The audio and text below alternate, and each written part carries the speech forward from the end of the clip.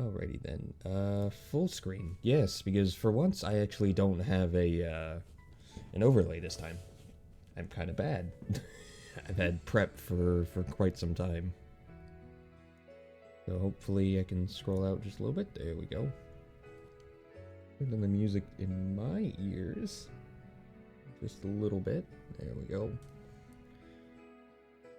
Alrighty then. So let's get into this, shall we? Well, actually, before we do that, and we can probably explain a little bit of stuff. So, this is Pokemon Tabletop United, which is an unofficial Pokemon tabletop, or at least one of them. There's actually a whole bunch of them, for whatever reason. This is definitely still kind of new to us, so there's definitely going to be times of trying to figure things out and whatnot. But for the most part, everything is kind of close to D&D to an extent. Movement's different, initiatives is different, but combat, it still uses a D20 system, which makes it a little bit easier. And I've taken the time to create entire routes as opposed to just throwing up battle maps. So there's definitely going to be a lot of overworld travel. And so with that, why don't we go ahead and, I know we're not in the scene yet, but why don't we go ahead and describe our characters? Is everyone okay with that? Yeah. Okay, let's start with, let's start with you, Seth. Seth here is a good old country boy, was raised on a berry farm, and that's pretty much all that he's kind of known. He has an affinity for grass-type Pokemon, and he's just this, like, flannel shirt wearing, like, blue jeans, boots. Instead of a cowboy hat, he likes to wear a sun hat, and he's got this, like, very short cropped hair, but he does have facial hair in that way that, like, kind of middle school rat mustache, like it's still trying to grow in, all patchy. He can't exactly grow a beard, but he obviously wants to. And he is just traveling to maybe find new berries to take home and to gather up a bunch of Pokemon to help man the family farm. Very nice. What about you, Spira? Excuse me. Spira is it should be a second generation immigrant to the region, and she was born and raised in the Pokemon grooming business, and she is she's helped to keep people's Pokemon clean and nice and happy in that way. And she probably, since she was like a young teen, has like really latched on to the idea of training Pokemon, and she kind of got disinterested with grooming, although she still likes it. The older she got, the more she wanted to go out into the world with her Pokemon that she loves and like battle with them. And so she had her heart set on the league, the Pokemon League. Now she is going to go out and try to be Pokemon Master. All right, and finally, Eleanor. So Eleanor was born and raised on a Mareep ranch. Her family raised Mareep as well as shear them for their wool to turn into textiles. And she has two older brothers, and they're kind of expected to take over the family business. However, she isn't interested in it. Instead, there was a daycare in the town that she grew up in, and oftentimes she could be found hiding out, playing with the Pokemon at the daycare, avoiding anything to do with the family business, all of her chores. She would also hide out in the Marie pasture. Was very good at climbing trees to avoid her mother.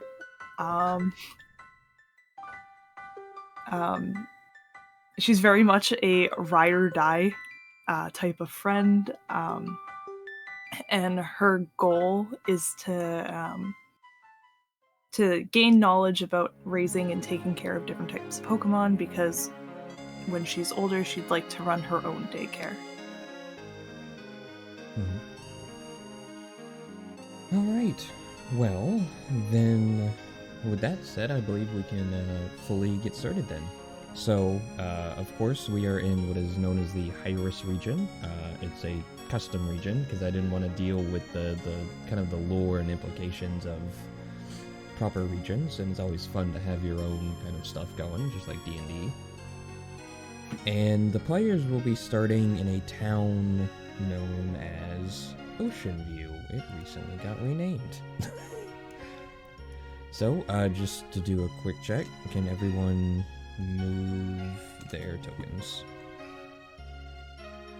Time for me to break the map again. And can everyone move their Pokemon as well? Yeah. Alright, good. Alright, so all of you have arrived in Ocean View. It is a rather small town. It is considered the starting town. It's where the professor lives. Spira, you, of course, are from this town. Or at least, well, you live in this town. Mm-hmm. And so for that, you kind of know what's going on. And as of currently, you have probably just walked out your door. It is early in the morning. You know, you are to be at the professor's office at 9 a.m. Currently, it is 9:56. Or 8:56, excuse me. Yeah, I was going to say, we're late on the first day. Hell yeah. I mean, Ash was late. Yeah, and Ash didn't get the Pokemon he wanted. And he still hasn't evolved said Pokemon in how many fucking years? It's okay. He's still 10 years old after 10 years of the show running, so... Wait, real quick. Can we talk about the fact he didn't get any of the Pokemon that he wanted? He wanted Charmander, and then he settled on Squirtle, and then I think Bulbasaur. And yet he still ended up with all three of them. Yeah. Yeah, at the end of the day, it didn't even matter, but... Bringing out the cheats.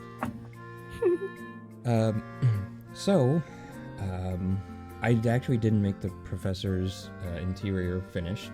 Well, actually, I did finish it, but... Anyways, so...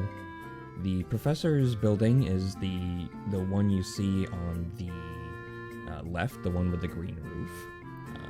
For the most part, it looks like a standard building, but with a couple little oddities to it. I'm going to go ahead and pause. And again, so you, Spira, are right outside your door. A couple minutes before, Seth arrived, and then Eleanor arrived. So you are currently all kind of rushing to the professor's house. So I'm going to unpause.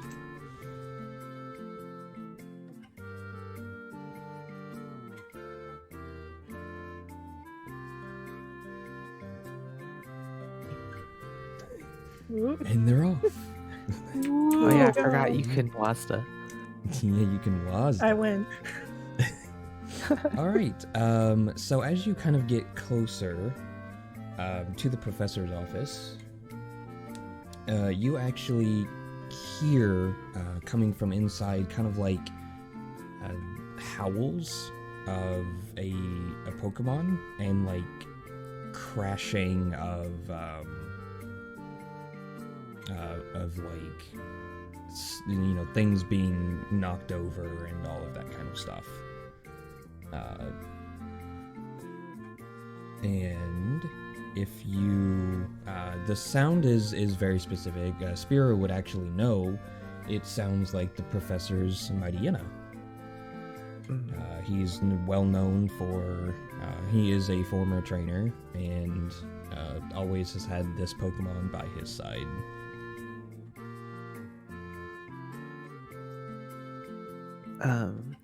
So as Spiro walks up, she is dressed in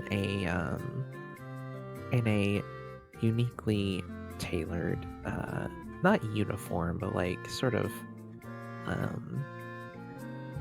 like dress, not dress. What am I trying to say? She's wearing very specifically made clothing. She has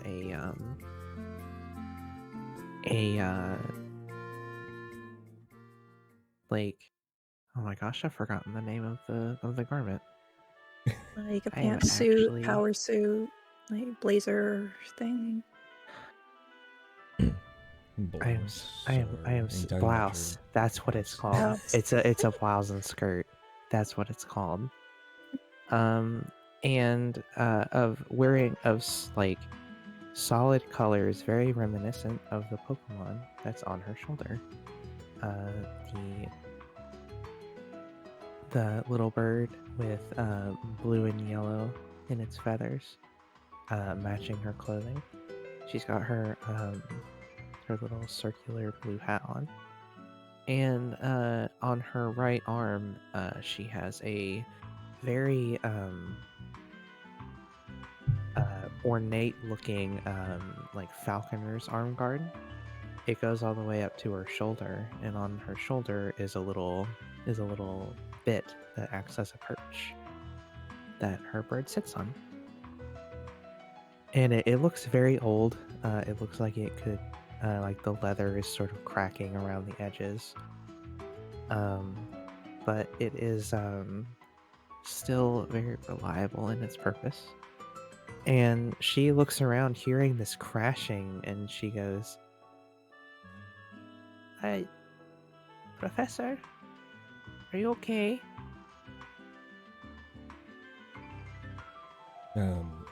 So obviously I assume you're standing near the door, correct? Yeah, just as we approach the house, and you don't really you don't get a response, but you do hear him in there, and you also hear his research assistant Samuel. You both hear you can tell that Samuel is kind of like freaking out. And you can kind of hear like the professor kind of like cursing under his breath, a little, like you can just kind of hear like muffled, like what you assume as an 18-year-old to be curses. But the door is, if you attempt to open it, it does open. So opening the door, you can see that his, obviously his office is basically trashed. And his Mightyena is kind of like bounding around the room, kind of like screaming, kind of like a husky does. I think everyone knows what sounds huskies make. That loud, like screaming. Samuel is like kind of close to the door, and the professor is basically chasing his Mightyena around the room.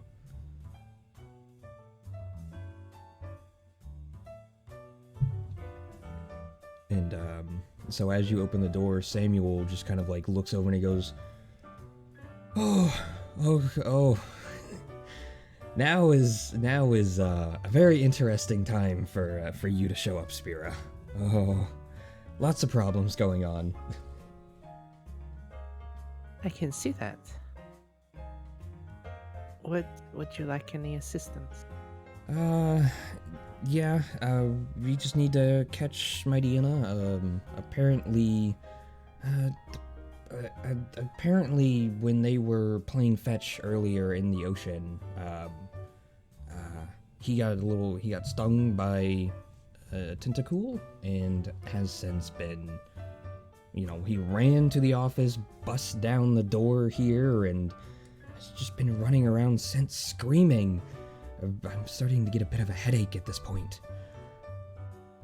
And I'm completely worn out. Well, I'm sure that my character has had to deal with Pokemon that don't want to be groomed, and some animals, they get a bit fussy when you try to collar them and make them stand still. Could I make like a Pokemon education to try to Yes, you see may. if I can recall what I might be able to do for it? Yes, you may. First skill check of the game, and it's 10 minutes in. Let's go. I got a 9. So, of course, you've also been around Professor Cypress before, and because of that, you kind of know that, Mighty Hyenas are really big Pokemon. They kind of look like wolves. And most of the time, anytime that he's kind of like freaked out before, Cypress normally just jumps on him. Because they're a very sturdy Pokemon, and so, he just kind of like tackles them to the ground, usually. And that's what it appears he is attempting to do currently. But you also know that Mighty Hina happens to have several, little stuffed toys he likes to chew on. And you know that they're normally kind of found off to the side in the side room. Okay. Well, without saying anything, I sort of shoulder my way past, what did you say his name was? Samuel. I was almost right. Shoulder my way past Samuel and,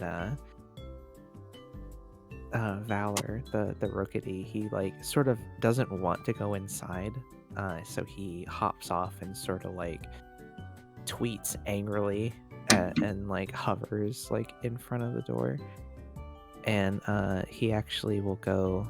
Oh, I can't control my token. He will go and There you go. Okay, so I'm gonna be up here, and he doesn't want to be here. He's gonna. Oh, I need to deselect. Ah. You can do it. Actually, I don't know how to. If you click off to Oh, one here of we the go. tabs. There we go. Now I have separated us. There you go. Yay.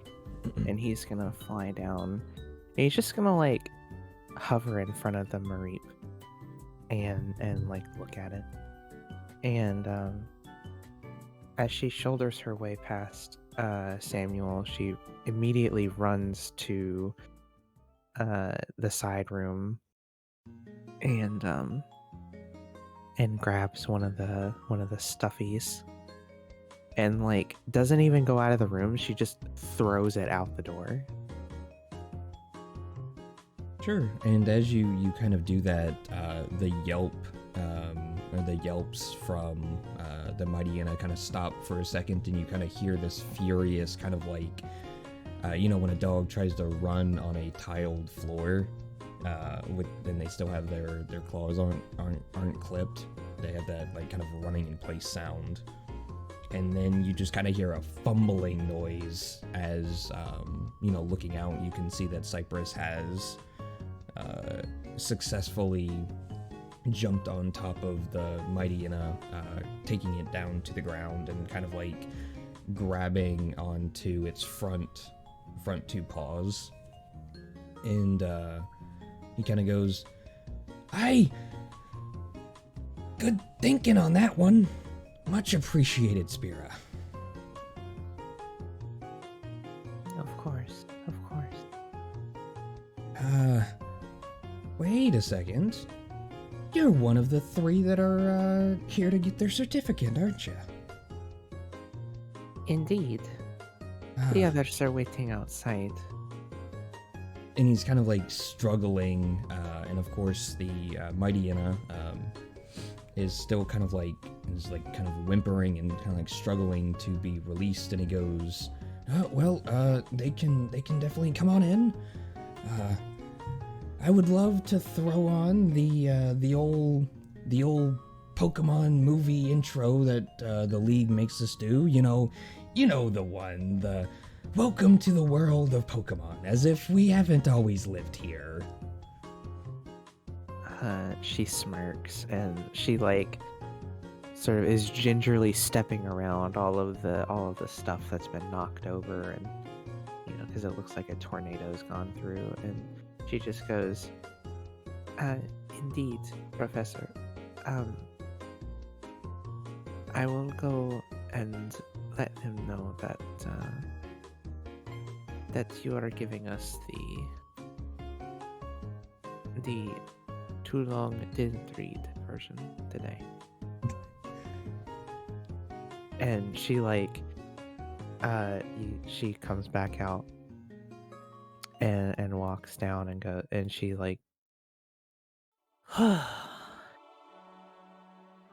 think a Pokemon professor would be able to handle his Pokemon a little more, well, better. Yeah, I wasn't And, exactly expecting to get Pokemon toys thrown at me today. You're lucky he stopped it before he got to you, Seth.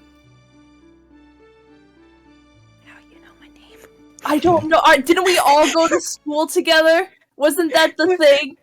Was it? Yes, I'm pretty sure we all went to school together. Well, I always thought of it as like homeschooling kind of thing. Okay, You you said we went to school, so I'm like, okay, we must know each other then. And then I forgot to ask before we Well, started. theoretically, you two could have potentially gone to the physical school because it is closer to your area. Also, who knows? Maybe while, Spiro was doing all of this, me and you were like, hey, I'm Eleanor. Oh, hi, I'm Seth. that's what I thought was going on. Kind of that Okay, very then. awkward, that kind of like awkwardness of like, hey, how you doing? Oh, Okay then, sorry to derail that.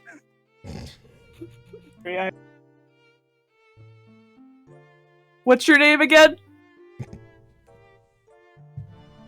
Seth. Nice, I'm Eleanor. Pleasure to meet you. So, Professor's got that all handled now? he does. His Mightyena was causing some trouble, but it seems to all be fixed now, and his office doesn't exactly look best. And she looks at down at the Rookity, who is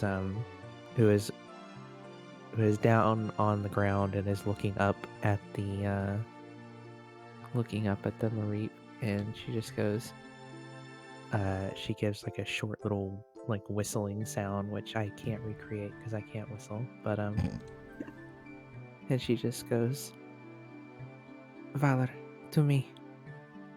And he tweets at me in like a retort, as if to retort, and then gets on his little shoulder perch. Hello. I believe I recognize you, Eleanor. It's nice to meet you in person. And I am sorry, sir, I have forgotten your name, but I recognize your face. It's Seth, ma'am. Oh yeah, that's perfect. It's like it was Zoom classes. Yeah, COVID. Yep. All right. Pokemon flu. Yep. Pokerus. The swine up flu. Spiro flu. Oh, So I mean, from bats, so it's Zubat. Zubat flu. Zoo flu. Oh, Zubat. All right. So entering back into the lab, Samuel is kind of like straightening things up and kind of like muttering under his breath, as Spearer kind of knows he does. He's not he's friendly, but he's, you know, what you expect from an undergrad researcher working under somebody. That Professor Cypress is a great professor, from what you know. He studies the basically the bonding of Pokemon and trainers. He's kind of in his mid-30s. He's got a like salt and pepper beard, kind of a short cut for his hair, and currently, you know, he's knelt on the ground, inspecting his Mightyana's paws, and you can tell one of them is like very, very swollen, and the Mightyana has one of the stuffies in its mouth, which is tampering its whining, and the professor kind of turns and looks at all of you and he goes, well, I'm sure Spira here has kind of explained a little bit of what has transpired, and you know, it's actually quite a good thing that you three already have your Pokemon. You see, one of the best ways to cure or take the sting out of a Tentacool's sting is with some royal honey from Route 101. Do you think you three could fetch me some?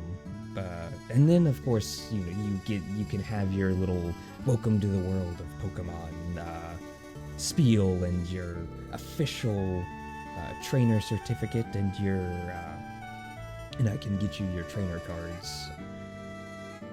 Would you be willing to do that for me? Sure. Of course. Wonderful. Of course, Professor. However, we won't be stopped on the way to the route without our identification. Well, only if you try to buy things at the Pokebart. But otherwise, you three have your Pokemon, and the only one that lives on Route 101 is good old Biff. You know Biff. Biff. He's No, the local forester. I'm sure he knows exactly where to get that royal jelly. Normally I have some on hand, but well, there's been a massive increase in Tentacool recently. I've been treating so many people's Pokemon recently because, as you know, we don't have a Pokemon Center here, so I'm the Pokemon Center. I'm sorry, Professor. Did you say honey or jelly? I think the difference matters. Oh, royal honey. Indeed. You gotta I admit, just when you wanted to first clear. said Tentacruel, I was afraid of what you're gonna suggest. Honey sounds a lot better. Oh, and what do you mean by that? Well, it's probably just, you know, city folk making shit up, but kinda heard you're supposed to pee on those. Oh, yes. No.